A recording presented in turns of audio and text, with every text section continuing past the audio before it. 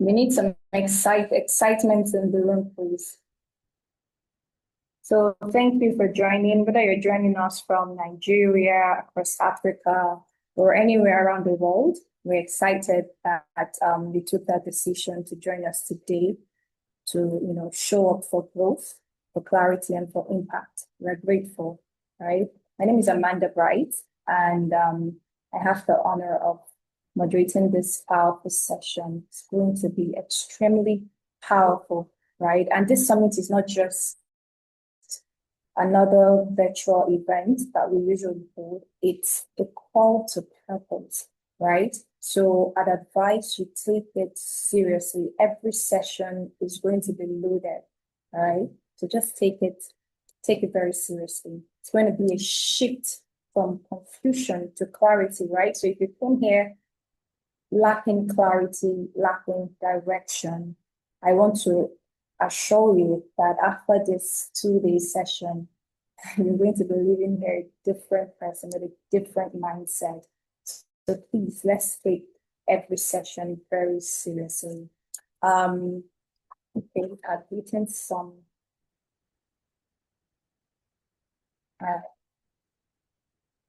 Can you still hear me? So please, we want to know you. I'd like to know the people I'm talking to, and we're not all robots here. You can hear me. Let's get to know you. I want to see your name, where you're joining us from, what you do, and your expectation for this program. Your name, what you do, where you're joining us from, your expectation for What Changes Summit 2026. So please, I want to see some responses on the chat box. Your name, where you're chatting us from or where you're viewing from, what you do, and your expectation for this summit. Let's go.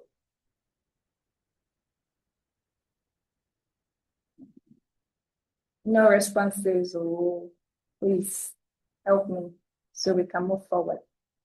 Let's get to meet you.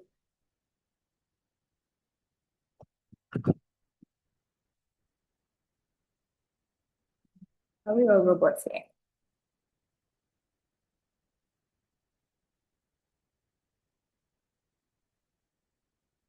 Hello, anybody? So please drop your name, where you're joining us from, your expectation for this program. Let's get to know you.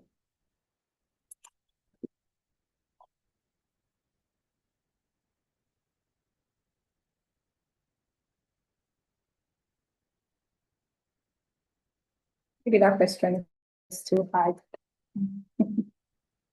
So in one word, what are you expecting from this summit? What do you want your 2026 to look like? In just one word, please. Let's see it on the chat box. Transformation, intentional, balance, connection, wealth.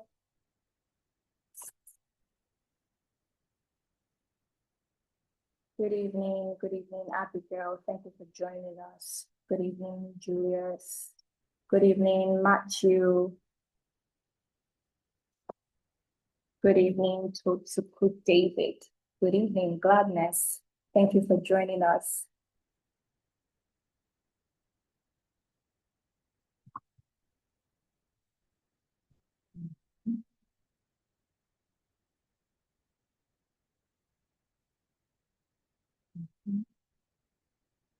So before I introduce our speaker for tonight, I'd like to tell you about White Suit, right? Who are we and what is it exactly that we do? Okay. So does anybody know the full meaning of White Suit? You know the full meaning of White Suit, please drop it on the chat box. If you know the full meaning of White Suit, please drop it on the chat box. I'm not getting responses. Can anybody hear me? You might just get lucky.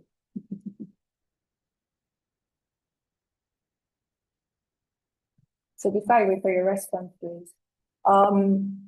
Our vision here at WiseSafe is simple, but very, very, very powerful, right? Our vision is raising young leaders, young African leaders for global impact, right? And our mission is to educate, to equip you, right? To empower African youth to become visionary leaders, right? And transformative change makers worldwide. So again, our core values are very simple, very easy: integrity, excellence, innovation, sustainability, accountability, collaboration, impact, right? So I believe by the end of this session, and as a WiseSafe volunteer, you are ought to, portray these core values: excellence, integrity, one of our core values, right? And our focus is in, 4 different segments: education, entrepreneurship, mentoring and leadership, and advocacy, right?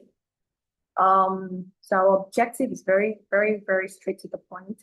We want to train you, we want to equip you, we want to deploy you, right? Collaborate and sustain. Those are our main objectives.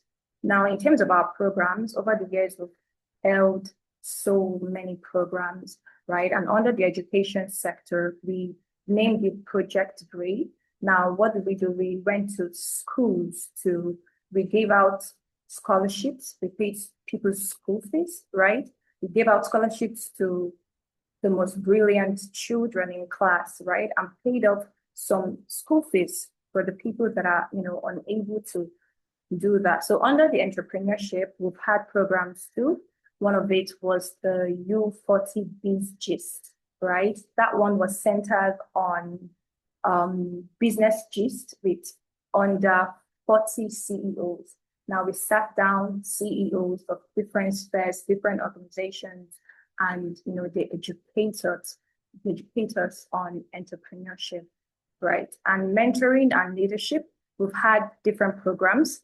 Change Makers program, we've had Bloom Girl Conference, Voice Conference, and so much more, right?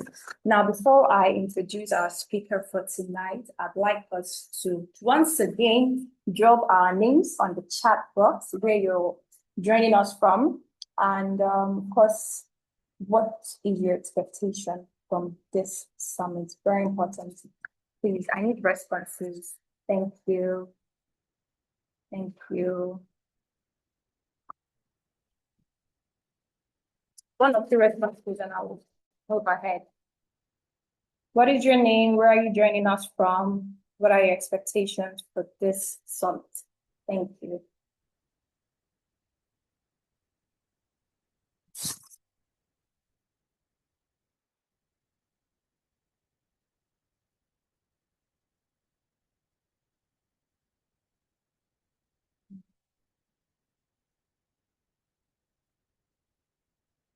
Okay, so I'd like to run us through some of the rules, right, regarding this session to ensure a very smooth and impactful session. Please note the following. Keep your microphones muted at all times, except you are being called to speak, right? And I'd like us to also rename our Zoom names, just your name and your country, right? So, or maybe your state. So if you're viewing from Lagos, Tosin, Lagos, right? Please, I'd like us to do that immediately. Your name and the country you're viewing from or the state you're viewing from. Again, I'd like us to always use the chat box. If you have any questions, please use the chat box. And at the end of the summit, at the end of this session, would admit 2 people to speak, right? 2 or 3, can be more, to speak live. And if you're asked to speak, please maintain 60 seconds. Thank you. Thank you. And if possible, please turn on your camera so we can see you clearly. Now, without any further ado, I'd like us to, warmly welcome our speaker for tonight. But before I do that, I'd like to read a profile. So Ivory Emeka Ogwaga, founder, executive director of YSIPS Foundation. Ivory is an award-winning change maker and youth development specialist committed to raising a generation of purpose-driven, economically empowered, and socially conscious leaders. As the founder, executive director of YSIPS Foundation, she designs transformative ecosystems and lead high-impact programs that equip young people to build sustainable careers, launch viable enterprises, and create meaningful change within their communities and beyond. Her work spans personal transformation, workforce readiness, entrepreneurship development, and social impact leadership, bridging bold vision with disciplined execution across emerging and growth markets. With expertise in social impact strategy and nonprofit consulting, Ivory partners with mission-driven organizations to strengthen program architecture, optimize operational systems, and develop measurable impact frameworks. She builds scalable models that turn potential into productivity and ambition into measurable, lasting outcomes. Now, as programs and operations manager at any consulting business analysis school, she leads the design and delivery of high-impact professional training programs, driving operational excellence and learner success in globally competitive career pathways. Beg your pardon. Her work cultivates leaders who transform themselves, their communities, and the wider world with clarity, competence, and conviction. Please, with joy in your heart and emojis on the chat box, please let's welcome our founder, Ivory Emeka Ogwaga. Over to you, Ma. Thank you very much. Thank you so much, Amanda. Good evening, everybody. Please confirm you can hear me loud and clear. If you can hear me, give me a 10 or a thumbs up or something to show that you're excited to be here. Awesome. I see you, everyone. Thank you for joining. Thank you. I see you, Sunday. I think you were the first person to join this call. So drum rolls to you, Sunday, for being here on time. I see you again, Julius. I see you. So I'll not want to murder anybody's name. So if you hear what sounds like your name, just know it's your name, right? But with so much apologies, I'm putting ahead. I see you, Bowo Fola. So I'll call you Fola, please. Let's keep it safe and respectful here. I see you, CJ. I see you, Abigail, Tochuku, Latifat, Abdulhamid, Victoria, Azubike, Tosin. I see you, Lidi. I see Okpayemi. I see all of you. Oloye, Day Praise.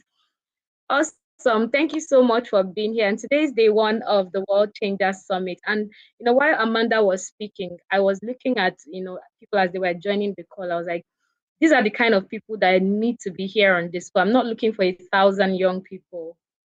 I'm looking for one person who knows that, the rooms that they are a part of, who knows that the kind of conversations they make themselves available to, who understand that the decisions they make today, despite what maybe their peers or what the trend is right now, will influence, who they will become in the future. And when we talk about future, people think maybe 10 years from today. No, it's not 10 years from today. Your future is literally the next second of your life. It's literally what will happen tomorrow when you wake up. So I want you to be very proud of yourself. And I want to give a special shout out to every one of you who is here on this call today on day one of the World Changers Summit. And I'd like you to really just celebrate yourself. I celebrate you because today is Friday. You could have been anywhere else. You probably have closed from work, from school, or from one engagement or the other. Or maybe you have been, home just really expecting and anticipating to be here. So if you know that you're proud to be here and you're excited and you have a huge expectation, I want you to just maybe put 100% in the chat for me. Put it in the chat for me. So if you know me, I'm a very high energy lady, and I like Amanda was begging people to respond. Me, I'll not beg you. I will call you out your name, and you will do this session with me. Thank you, Opeyemi. I see you. Thank you so much. 100. I see you, Latifa. That's the spirit, guys. We are young people. We are vibrant people. We should fill this room with energy. Very electrifying. Me, I'm a millennial, right? And I work with Gen Zs. I lead a team of Gen Zs, and how I'm able to find. I sometimes I find myself being the most gingered person in the room, because energy is important. If you're going to be successful in life, you can't be successful dragging your feet. It doesn't happen anywhere. Even if you're a quiet person, when it's time to do work, you know that the energy comes out. I'm actually naturally cool, calm, and calculated, but when it has to do with work, I am very, very beastly with beastly mode, gentle but beastly, because that's one of the qualities of successful people. So thank you again for being here, and thank you, Amanda. Just before we move forward, I want to ask you a question. It's going to be a very interactive class. That's how I function. I'm a teacher and I like to interact a lot. What does December look like for you? What's the picture you have of yourself by December 2026? Just yesterday we were all in different places screaming happy new year, right? And we just slept, right, and woke up, and we're in on the 27th of February, like literally 2 months have gone, and some people are still writing down their new year resolutions. Some people are still trying to put together the roadmap for their 2026. So if you know what your 2026 is going to look like by December, I want you to, who is that in one sentence? Tell me who Tosin is going to be by December 2026. I'm going to be reading the chat. Tell me who Praise, who Vivian, who Opeyemi, who Tochuku, who Abigail is going to be by 2026. In one sentence, very can even use one word to describe yourself. By December, who are you going to be by December 2026? I'm going to be in the chat. Okay, so who is going to go? Who is going to go? Tell me in one word or in one sentence, who are you going to be by December 2026? Disciplined and successful, absolutely. Okay, that's good, but I want you to make it make it very, very relatable and practical. You can even tie it to one major goal that you have for the year. So I see CJ say a graduate and an aspiring MI engineer. Awesome. So CJ is going to be a graduate by December 2020. Kudos to you, and I wish you all the very best. And an aspiring MI engineer. What does MI mean? What does MI mean? MI engineer.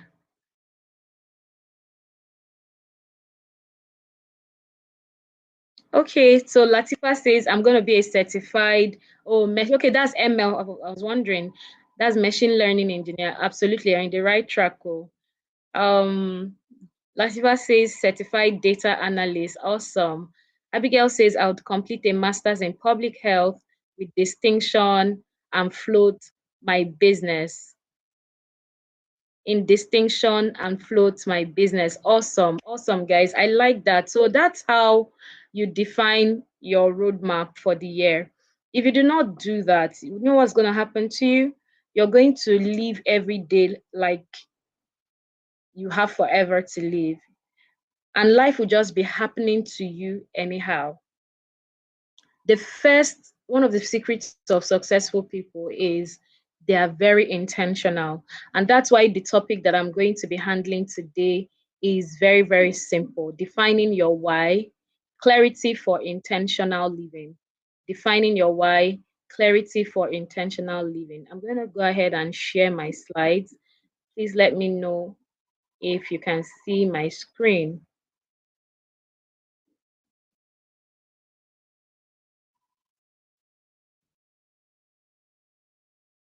Can you see my screen, please? Can anyone see my screen?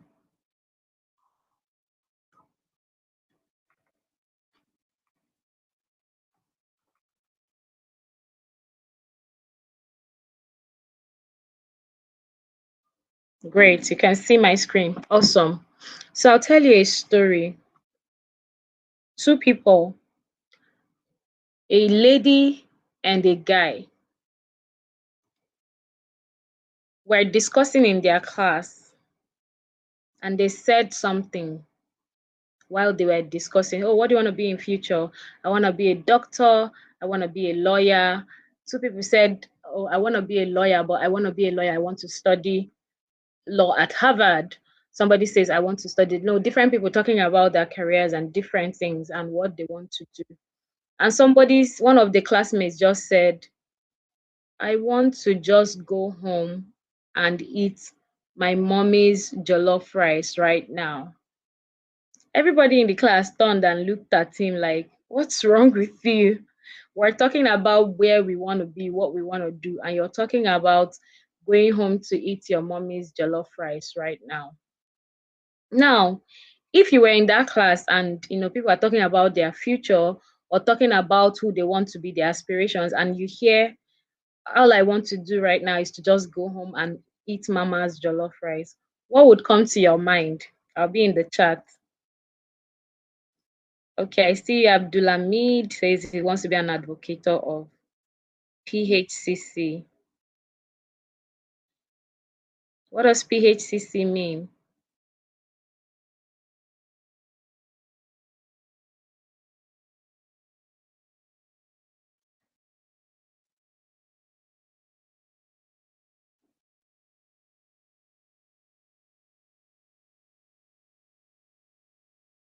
Okay, so I'm listening. I'm here. So I'm listening. I'm here. What would you think of the person that says, I want to go home and just eat mama's jollof rice? I'm not interested in all these things you people are talking about right now. What would you think of the person? What would run through your mind?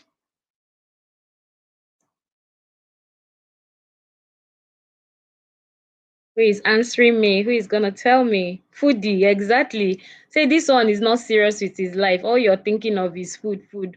When all of us are making major life choices, you think that he's a foodie, right? You say hey. Hadiza, are you saying you will say hey? You will say hey. What kind of human being is this? Why is he not serious with his life? Okay. Well, I thought I would be thinking of how bold the person is to share those thoughts. Okay, awesome. That has given up. Okay, maybe he said that he has given up on. Do you mean he has given up on life or? Okay, different thoughts. I like it. Let's keep it coming.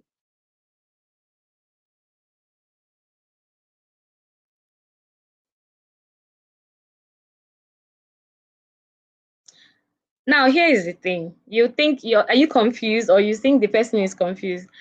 Now, maybe 2 years, maybe 3 years, maybe some years back, I would have thought like you that this guy is an unserious person. But do you know what I would do differently? I would ask him, why are you thinking in this process?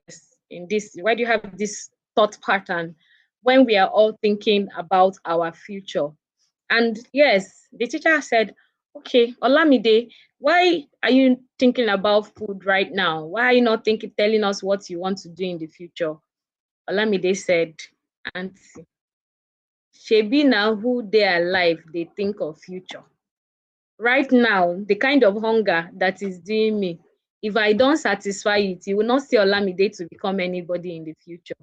And the class said, ha ha ha ha ha ha ha ha ha ha. Now, what's the moral of the story? The moral of the story is that no matter how big your dream, how big your goals, how big your aspiration is, there will always be a present need in your life. And as silly and as funny or as humorous as Olamide's reason or his response was, it was actually very factual. Whereas, let me satisfy what's doing me right now, then I can be in the better headspace to think of a better future. Does that mean that Olamide does not know what he wants to be in future right now? But no, it just meant that at that point, Olamide's desire to satisfy his hunger craving was higher.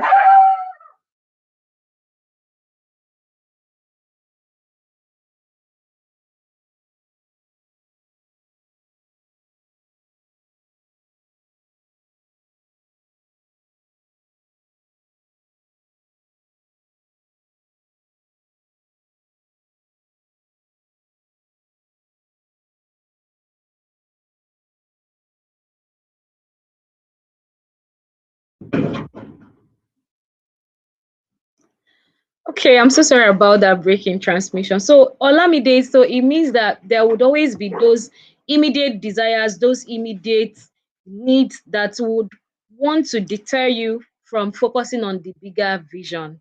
Now, if you're not clear on your why, if you're not clear on your what, if you're not clear on your how, what will happen? The downside of Olamide's story is that if you keep focusing on the present need or your present state, you will lose sight of what the future holds for you.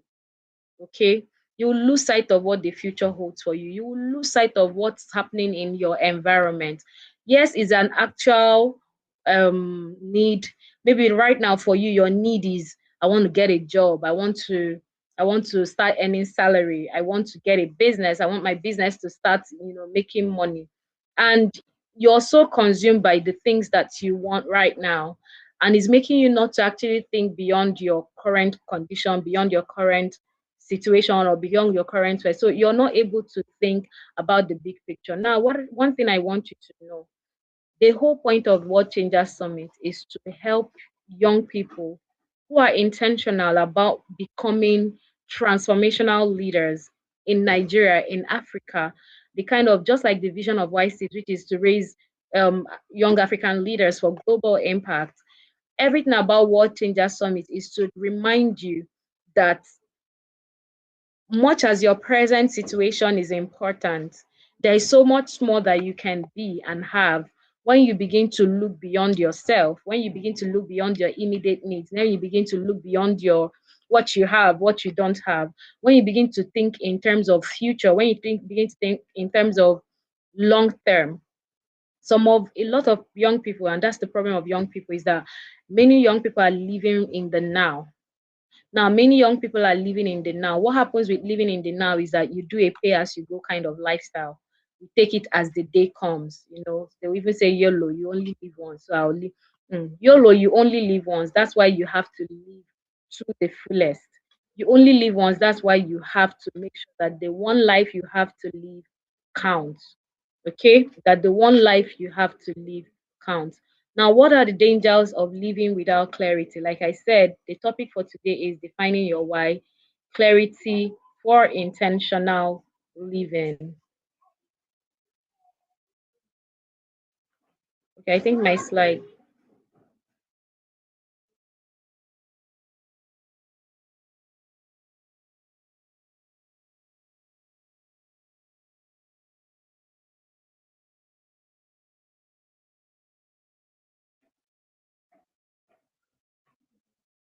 Okay, so one of the dangers of living without clarity is that other people's expectation, society's timeline. You're living for survival. You're not living to make an impact. You're not living to, you're not being intentional about how you're living. I'm going to stop sharing because my slides are just everywhere, all over the place. So I'm going to speak freely.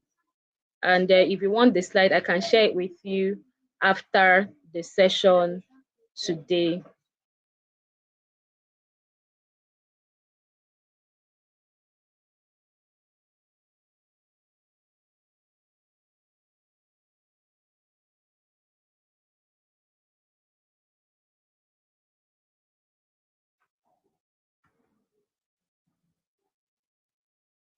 Please, can you still hear me?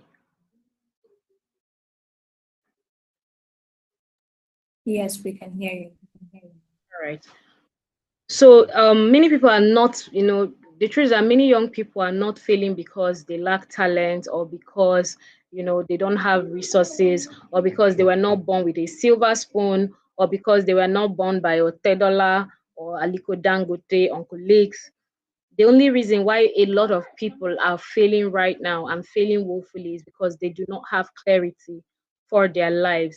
Now, in the four stages of life, so the way the four stages of life works is there is a morning, there is an afternoon, there is an evening, and there is a night. Now, the morning phase is beginning from when you were born to about maybe when you turn 18 in the morning, from your babyhood stage to your teenage early adulthood stage. That's morning. In the morning, there's still time within the 24 hours timeline, right? So you can choose to not have a lot of clarity. You can choose to make a lot of mistakes because you have time, right, to be able to still catch up. Now, by afternoon, when you begin to go into the afternoon phase, do not have the luxury of time anymore. So you cannot begin to live your life or begin to make those mistakes, or continue rather to make those mistakes that you are making in the morning, or just go about your day without knowing the day is coming to an end. Why did this day come to me? Why do I have the luxury of this day?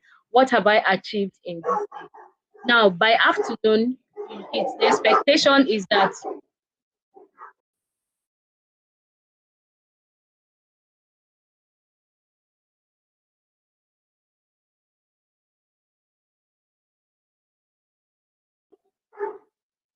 So by afternoon, the expectation is that you have clearly found out what you want to do. You have begun to do it. By evening, you're not trying to figure out what I'm still doing. By evening, you're rounding up your work for the day. By evening, you're rounding up your work for the day, right? Because night comes when no man can work. Night comes when no man can work. So by nightfall, no matter how much energy you have, no matter how much plans you had to do whatever, you can do so little at night because, first of all, there's no light for you to see anything you're doing. Everybody would have gone home to rest. So the human resources that you need to even help you achieve whatever you want to achieve, you do not have clarity at nightfall because everywhere is dark, gross darkness. Night is for sleeping. Now, when it has to do with the stages of life, the early stage of your life is your 0 to maybe 18 years. You're trying to figure it out. You're trying to understand your why. You're trying to understand your career path. The moment you get to start exiting 18 years and become an adult, so they tell you that all the mistakes you want to make, you better make them before you turn 25.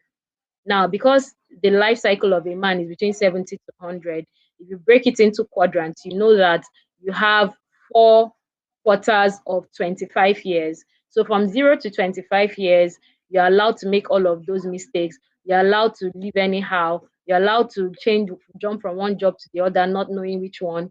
But the moment you turn 25, you have started to enter your afternoon phase. And at that point, that is when you should are expected to have clarity for who you are, clarity for what you want to do with your life, clarity about your life's purpose, clarity about everything. Because 0 to 25 is the growth phase. From 25, you're now beginning to plant and build, right? You're beginning to plant and build. You're not able to make all of those mistakes. I always tell people when I'm counseling them in career entry level, okay, you can afford to jump from one career to the other, from one job role to the other, but a time comes when you can't afford to do that. You need to know what you want, what kind of career path you want to build, and you need to now stay there and begin to build stability. And that's what happens to you. So from 25 years, you should have had clarity on what your purpose is. You have clarity on what you want to achieve in life. Of course, your purpose bets, helps you now begin to have goals, major life goals. Because from 25 to 50 years, right, you're building and you're stabilizing. In fact, it's not even to 50 years, but I'll count in quadrants.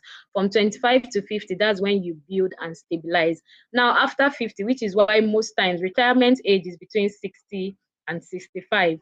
After 50, you stop, being active. Like active years begin to decline. You're not expected to hustle so much again after 50. And that's why that saying, a fool at 40 is a fool forever. I do not believe it. It's not true. But it also buttresses that point that if you're still roaming around, by the time you're 40 and you don't have clarity, you're already disadvantaged because those that have a head start are already ahead of you. You do not have the luxury of youth. You do not have, time, energy, and all of those things. A lot of reason, if you notice that if you're at 40 and trying to get into the job market, it will be difficult for you to get jobs because they look at it at 40, you should be in like senior management role, CEO status, or status. Imagine somebody at 40 trying to become a front desk person. So it's important for you to get clarity. Now, after 50, that's when you now begin to, like, between 25 and 50, you have now built. After 50, stability has come. And this is when you begin to, you're no longer actively working. You're basically now working to leave a legacy, you're living to leave a legacy, you have stabilized so much that now you can focus on other things, or you can begin to pipe down from active service. And of course, anything after 75, you're well in your ripe age to retire as the Lord, designs for your life. Now, one of the problems is that when you do not understand.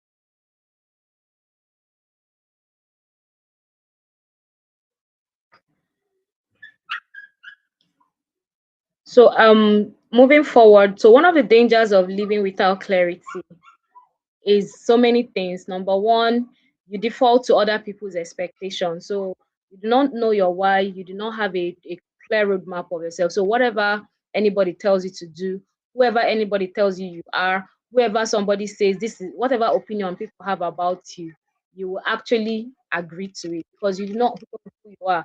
The other danger of it is that you begin to live your life based on society's timeline. So there's a timeline for marriage, there is a timeline that you should have built a house, you should be driving a Rolls Royce.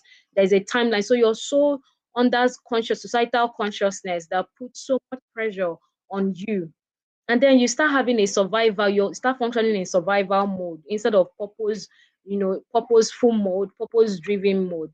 A person without clarity will drift. You will move from one end, you move to the other end, move from what you're like unstable read. You do not have clarity, you do not have a goal, you do not know your why. You will just be moving as life directs you. Why a person with clarity is the one that directs life. So on one hand, we have a person that doesn't have clarity, who is living as the way life directs them. But the person that has clarity is the one that directs their life. So you're not living based on people's expectation. You're not living based on what your neighbor says or what your peer group members are doing, or you're not putting yourself under like those kind of pressures, and you're living very, very intentionally. Let me tell you something. Clarity is not a luxury. Clarity is not a luxury. And because this is a leadership summit, clarity is a leadership necessity. There is no successful leader who leads successfully without having clarity. There is no successful individual who lives life successfully without having clarity. If you speak to the world's richest men, you hear them, they will tell you how they had a plan from S, Y, Z, Z, Z. And because they had that plan, they were able to patiently build. But because they have clarity of where they are going, they're able to now patiently build towards that expected end. What is your why? Why is this why very important? Why is it important to understand your why? If I ask you now, why are you in this summit? And I want to hear it.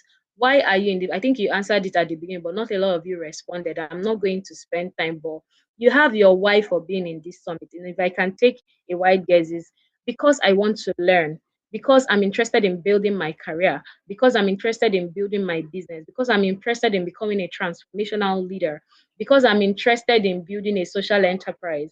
But but that's not the main reason. The main reason is because you believe that what you learn from this summit, the frameworks going to learn, the things that you're going to learn being a part of this summit will help you build, that vision or that goal that you have. Why is important to identify your why is because your why is your internal compass. You need to know why you exist. Is the reason behind your choices, is the reason behind your pursuits, is the reason behind your persistence. Someone talking about purpose always says that when purpose is not known, abuse is inevitable. If you do not understand the purpose of your life, if you don't understand the reason why you're in that job, I'll tell you a story. When I got my job at my current workplace, I started as a customer success specialist. And I think a few weeks into the job, I was already getting tired because at this time I had Y-SIPs. Y-SIPs had become an entity growing. It was not very easy. And getting this job, which I took at the time because it was, when inflation really hit post-COVID, and I'm the kind of person that always wants to be financially comfortable, right? And with the inflation rate, cost of everything tripling, my income at the time was no longer sustainable. I find out that yes, after a matter in just a short while now, baby girl, you start calling and saying so, and I didn't want that for myself. And I'd also felt that it was time for me because I had a roadmap too, that after I give birth to my kids, after a while, once they are growing to a certain age, I'll go back into the corporate market because I know I'm also called to the marketplace. So yes, I got this job. So my wives were two at the time. First of all, because of financial stability, which was really the major driver at the time. And the second why, because I really just wanted to get back into like a corporate setting, and just, there are other reasons around it. But 2 weeks into the job, like, man, I need to find a higher purpose beyond money. Because at the time, those 2 weeks, it was really about money. And I'm not a money conscious person. I'm not somebody that is very driven by money naturally, right? I have money because money answereth all things, right? I make money because I have obvious needs and I want to be. My primary reason for making money are two things, three things, so that I can be fine, comfortable, stable, because you have to be fine and stable to be able to help to a certain level. And then, second reason I make money, so I can support the work of the kingdom, so I can do mission work, so I can give to, church. And the third reason is so that, of course, by work of the kingdom, is also support mission driven causes like what we do at Wise Saves. And then the third reason is so I can support people that I need naturally. That's I'm very philanthropic in nature. Apart so, but on the scale of things, most times I find that 60% of my funds does not goes to every other thing but myself. And I'm fine living that way. Right. I'm fine living that way. So back to my story. And I was like saying, I read right now, this job, it looks like it's the money that is your driving force. And the money wasn't even so much by my standard at the time. And I said to myself, I need to find a higher purpose to this job. Otherwise, I cannot continue it. And it was as though, and I was talking to the HR at the time, who happened to be my friend, who happened to be someone within my circle.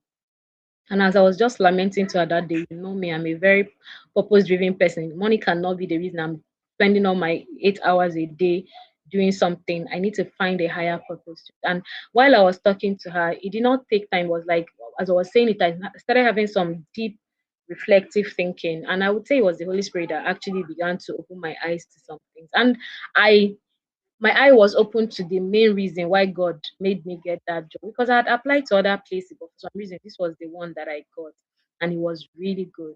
And it's also a job that allows me to still work in the development space, and all that. Well, the moment now, the core of my story is that the moment I gained clarity as to why God brought me into that space, into that organization, the way I started doing my work changed. I started showing up more intentionally. Every conversation I had with students, every time I had to provide some sort of support, it was with a different kind of intentionality. I started having goals beyond my KPI. Do you understand? I started thinking beyond, the service. They come and do their training and they go. I started thinking beyond, how can I impact these people beyond what I'm currently doing with them. And of course, I knew that one of the ways to impact them was to give excellent service delivery, because that's primary, because you're in a work setting. But it didn't take time. I began to have some kind of conversations, because it's a very client facing role, right? And sometimes when I'm engaging with my clients and with the students on our programs, I get the opportunity to hear stories, their challenges and everything. And I could really just, provide some sort of comfort or counseling. So, and that just, all it took was for me to get clarity as to why I was there. Until I got clarity, I didn't see all the other possibilities and all the other ways I could provide value on my job. It all took that clarity to come. And that's why knowing your why is important. The question I want to ask you is what you're currently doing. The course you studied, why did you study it? What was your plan? In Nigeria, many of us, the course we studied is not what you wanted to do, and understandably so. Now, that decision you made to work in that organization or to do one thing, why are you doing it? Why are you doing it? When you understand your why, it really just helps you understand why you exist beyond your survival. You're not going to be living anyhow. You're not just showing up because they said we should show up. And in trying to understand your why, that's key questions that you need to ask yourself. I ask that a lot. Why do I exist beyond survival? What problems am I wired to solve? What kind of a life am I intentionally building? Why do I have this job? Is it so that after, okay, you earn the salary, have you not noticed that even when the salary comes, maybe you're happy for one day because you go and splurge, or some people say before the salary comes, it has finished. Yeah, I would never understand that, if that's you, you must make sure you attend tomorrow's, career session, because these are some of the problems that we want to help you solve, especially as a young person. Your why is not your job title. Your why is the driving force behind how you use your life. I'll say that again.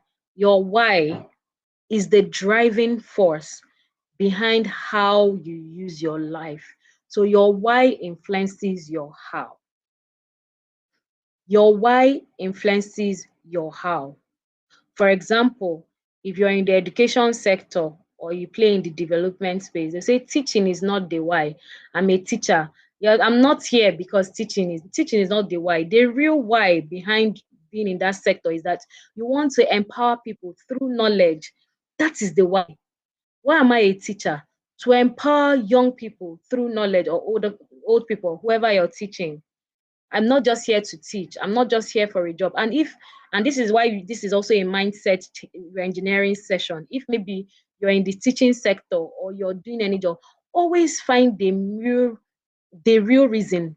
That's when you begin to. Sometimes I hear people tell me, I do not understand my value. I don't feel valuable again. My company, um, a lady recently resigned, and one of the times I was speaking, I said, I don't feel my value. I don't feel my value. And I had to sit her down one day and I said, okay, let's even start with your KPI. What are the things that you were employed to do? Are you doing them? And by the time we dissected it, she saw that she was even giving so much more value than she was employed to give. But do you know why she was second guessing? Because at every point, sometimes maybe lineman will say, you're not doing enough, you're not da. So she was so overtaken by the opinion of other people. I had to sit down and say, "Ne, come, sit down. Let's analyze this thing," because she grew on me, or I grew on her. I don't know which one now, but she began to confide in me. And I told her, and by the time we finished, I said, don't let anybody. That's why you need to, if the truth you cannot tell yourself, nobody can tell it to you, right? The truth you cannot tell yourself, nobody can tell it to you. And the truth you tell yourself, nobody, or the truth of yourself that you understand, nobody can take it away from you.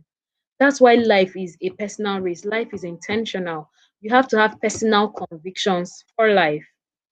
So I'm a teacher. I want to make money. I want to earn salaries should not be your why. Empowering young people through knowledge should be the real why. That's why you see a teacher who is there just to teach English and maths. You see another teacher who is teaching English and math, but is also teaching beyond English and math. Is teaching life skills. Is teaching values. Is teaching ethics. Who do you think that if parents wanted to reward or see the impact in their child's life, who do you think that they will recommend, or who do you think that they will appreciate the most? Is the one that goes beyond the employment status or the employment job description to do beyond, because they have a different understanding of why they have been put in that space. Now, when you define your why, 5 things happen to you. The first thing that happens to you when you define your why, like I said, when you define your why, 5 things happen to you. The first thing is that your decisions become easier. You stop chasing everything and you start choosing strategically. Why is it important? Because your decision making becomes easier for you. Everything you're doing becomes easier for you. You stop chasing everything. Chasing everything means chasing every public validation too, chasing every opinion. Some people, have patterned their life so much around what they see and hear on social media. You're following this person. When they cough, you say, yes, yes, that's correct. When they say, that's why you're a bag of confusion. All noise, no substance, because you do not have clarity. Now, what are we even looking for clarity for? Because when I talk about clarity, I'm talking about your life as a young person. your life as an individual, because that's what will build every other thing you want to build. The first thing, like I said, that will happen to you when you understand your why, when you define it, and this is why clarity changes, is that your decision making becomes easier. You stop chasing everything, you stop going everywhere, you stop attending every meeting. It's not every conference. I saw a guy, there's a guy I follow on LinkedIn, and he said in 2024, he read, if I'm not mistaken, of course I can't remember the number, but an average of, I think he said an average of almost 100 books in 2024. And then in 2025, he read only 6 books. And he said that, do you know that 6 books that I read in 2025 produce so much more result than almost 100 and something books that he read in 2024? What's the difference? Because by 2025, he had gained clarity on the path he wanted to take in terms of as a career person. He's a public speaker, he's a Ghanaian, as a career professional. So he didn't need to read 1,000 books. I always tell people, just like even in church, they will tell you it's not the message that, it's not everything that the pastor preaches that is a word for you. Is you must pay attention and hear the one that is for you. It could be one line. It happens to me a lot. It could be one line.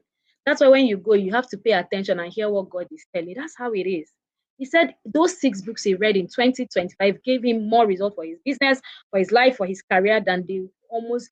And this, I'm not devaluing reading of books, but is I'm what I'm trying to promote here is strategy, being more intentional, being more strategic in your decision making. And it comes with clarity. For example, this year I told myself, so I'm a multi-potentialite, if you know what that means. It means that I have a lot of skills, I have a lot of passions, but at the core of my passion is that everything I'm involved in centers on people development. So last year I got an inspiration to start, this community for women, because I'm also passionate about women's development, right? And it was a struggle for me, combining that, combining white sips, combining my 9 to 5, combining being a mom, combining being this, a pastor, like it was just a whole lot. And you know what happened when they say jack of all trade, master of none? Well, some people argue that it's true, some people argue that it's not true, but the truth is that I have tasted and I have seen that there's something called The Principle of One Thing. It's a book actually, and I'll recommend it for you. If anybody can get the author for me, you can put it in the chat. The Principle of One Thing. The Principle of One Thing. That's a book I'll highly recommend for you. It talks about the power of focus. So do you know what I did? I achieved some level of success last year. But as 2025 was ending, I came and said, I sit down. Oh yeah. I began to, because I said the truth is that, and that's another problem. You can have it all, but not at the same time. You can do it all, but certainly not at the same time. You have the power to do everything, but if you try to do it all at once, you will stagnate. You'll just be building, mushroom structures. It's good, maybe, but the difference is that the person that decides to focus on one thing will build that thing to the point where it can survive, has some level of stability, and can move on to the next thing. A lot of people, one of my mentors in the development space, some of you may know her, is Ndidi Muneli, right?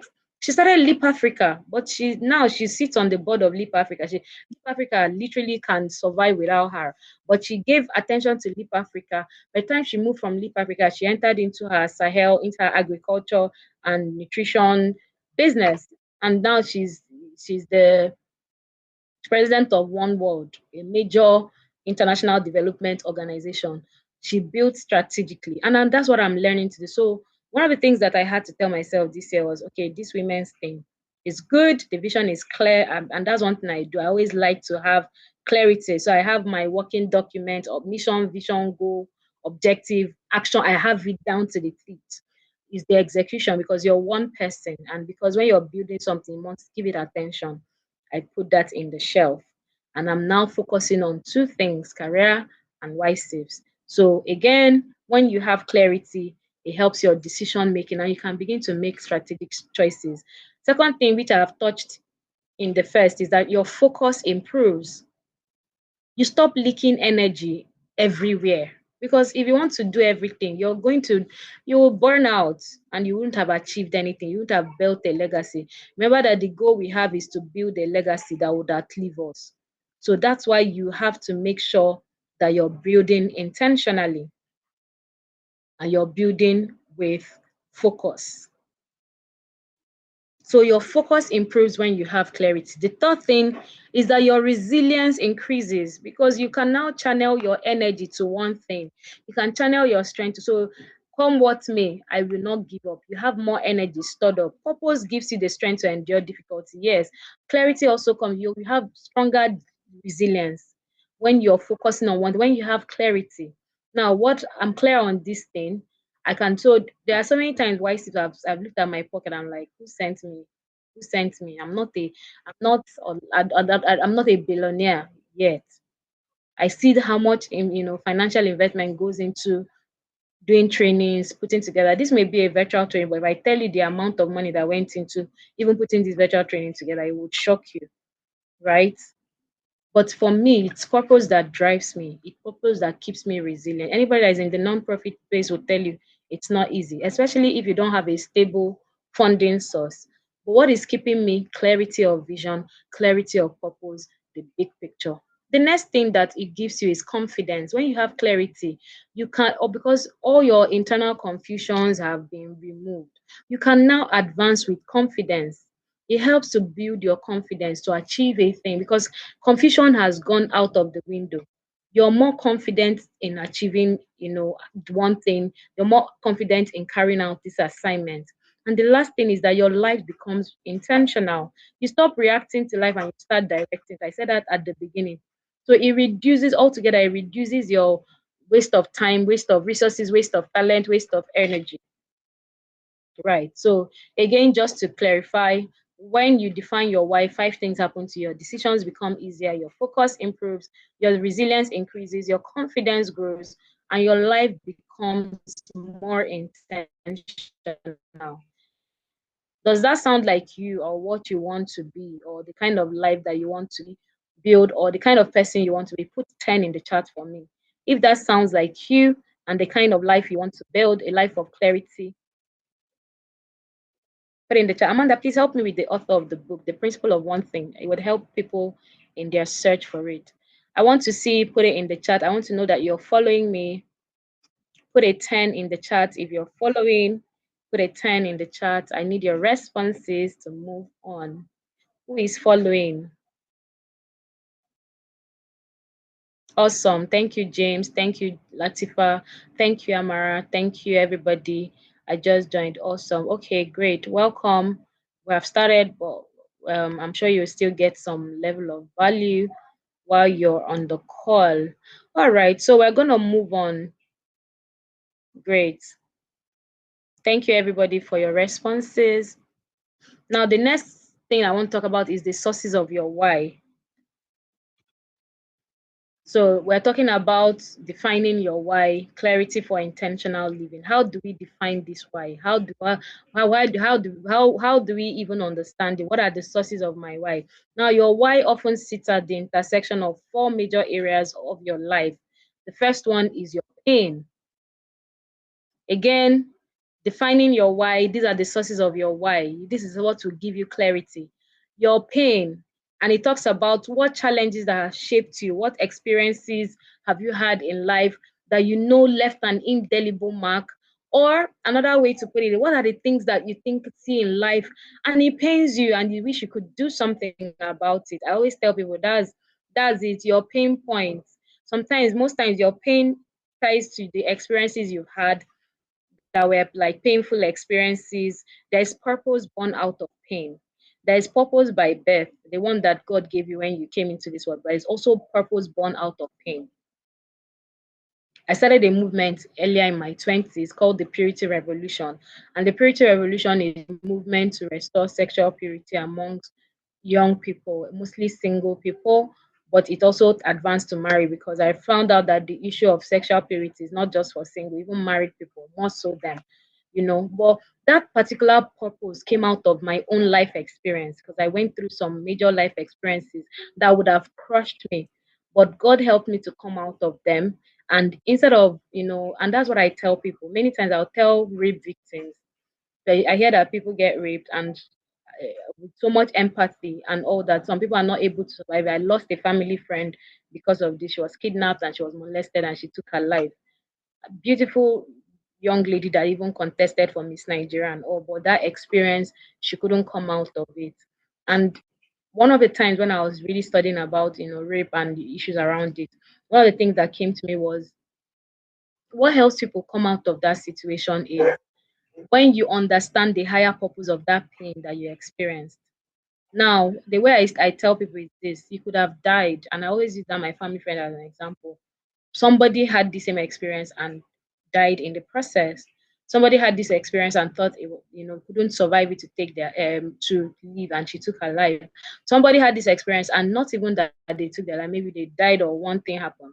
But you had this experience, you're living somehow because and God allowed it so because there is a higher purpose to this pain that you experience. And I always tell them, find what the higher purpose of this experience is.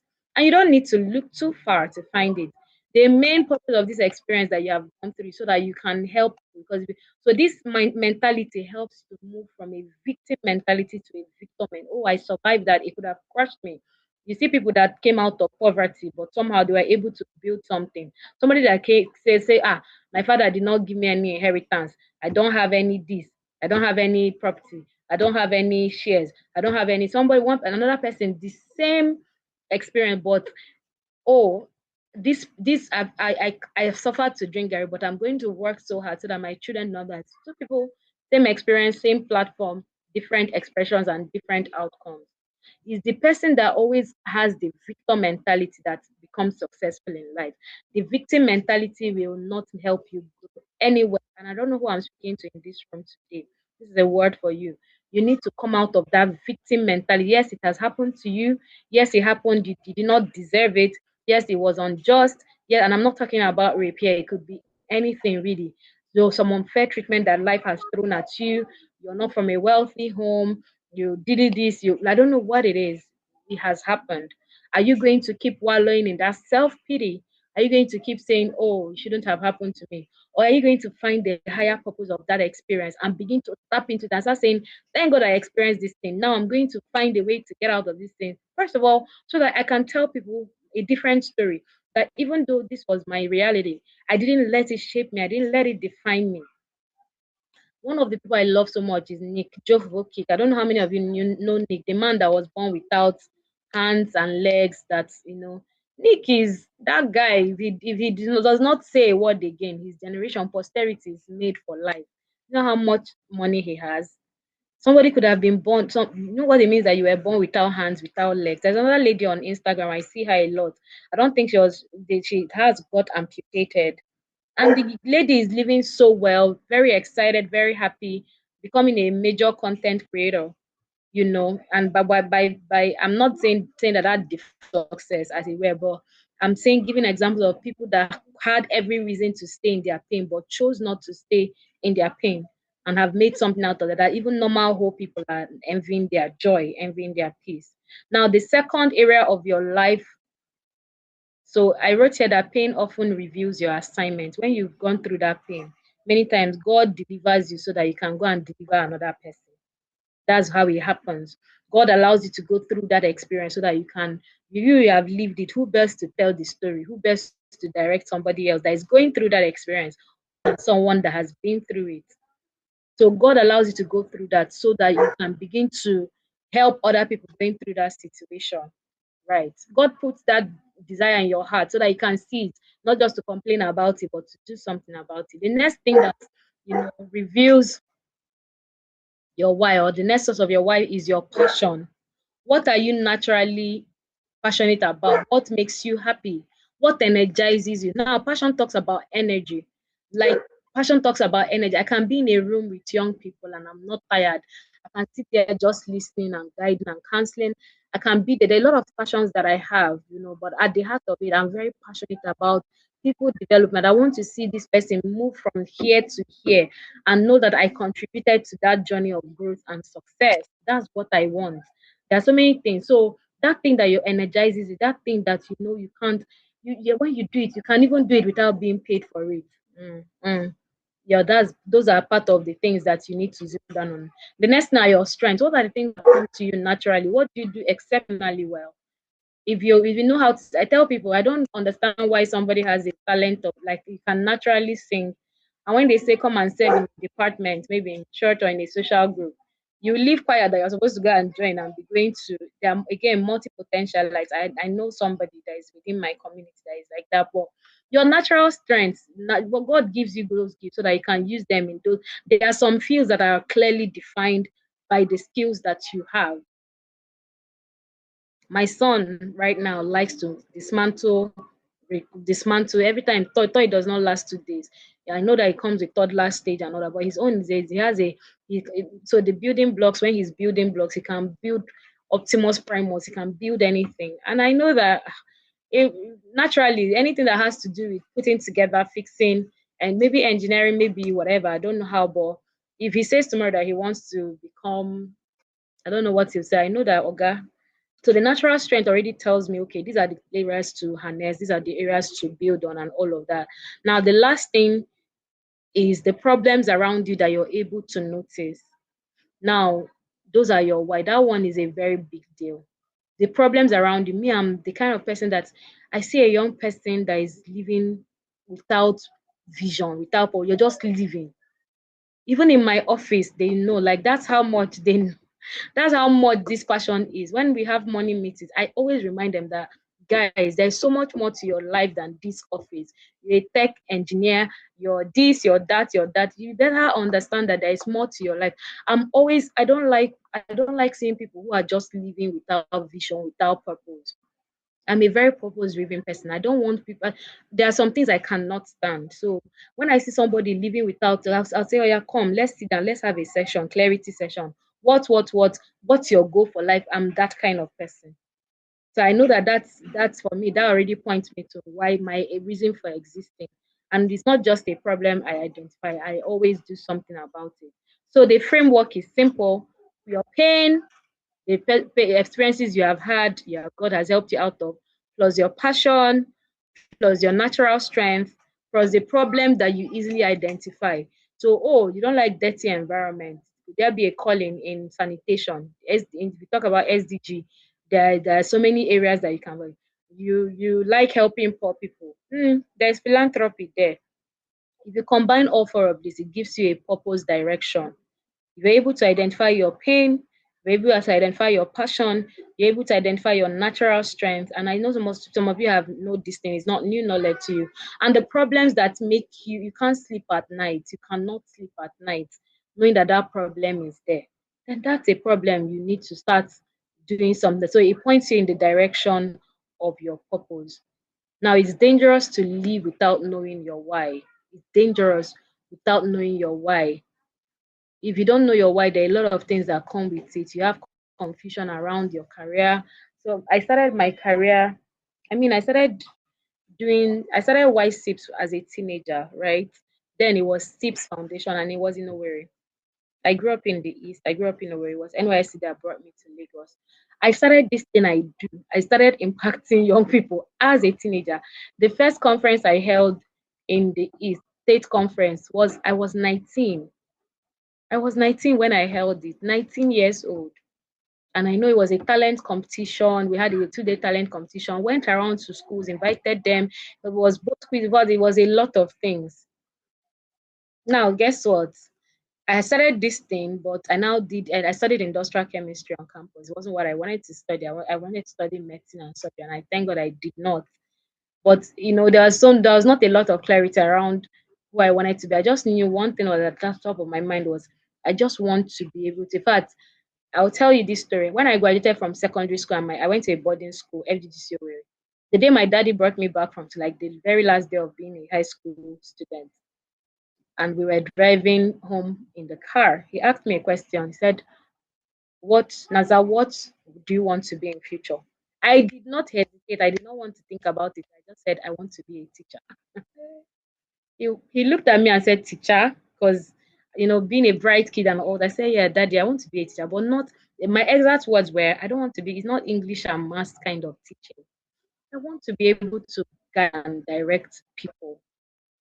He now said like guidance and counselor. At the time, it was the closest and most relatable example I could give. And I said, yeah, something like that.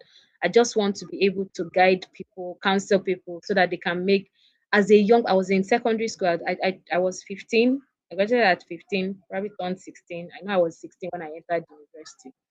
Now, if you look at me, that's what I'm doing. Everything I'm doing is I'm literally teaching, but a different kind of teaching. I'm helping to develop people. But before I got clear, after I said that, what did I know? The same mean was the person that still went to put medicine and surgery because my elder brother is a medical doctor, right? And he's somebody that I see as a role model. So I wanted to follow in his footsteps. I didn't have any business with that, right? I couldn't have, but it wasn't guided. And then I ended up studying industrial chemistry, which was even worse because chemistry was my worst subject in secondary school. But because I didn't want to stay 1 year at home, I've always been class before I move. I studied industrial chemistry. Now, several years down the line, I got a job in oil and gas, and it made sense because oil and gas is chemistry. You know that you study chemistry. Most of us wanted to work in oil and gas. So my first job post NYSC was I worked at a consulting firm for like 2 months, 3 months, and then I got this job in the oil and gas servicing company, and I took it. But while I was in that organization, it wasn't just doing anything for me. I'll be in that organization, I'll be thinking of secondary school outreach. I'll be thinking of which program to organize, which program to do. After a while, I eventually resigned the job, not necessarily to pursue purpose or other circumstances around it, but yeah, I resigned that job and went straight to, starting off White Tips again, started the first secondary school outreach, and then money dried up. Story for another day.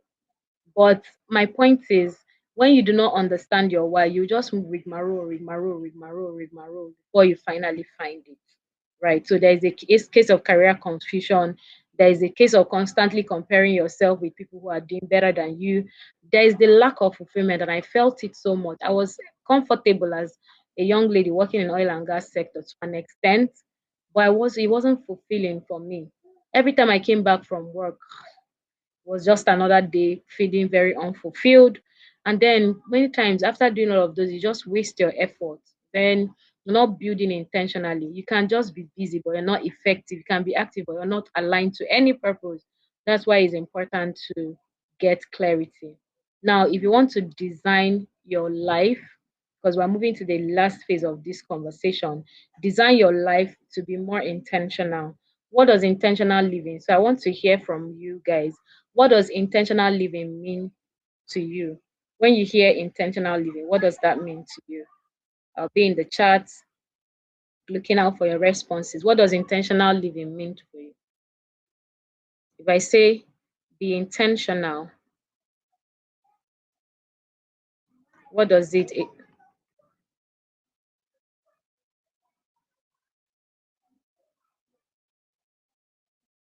Mm,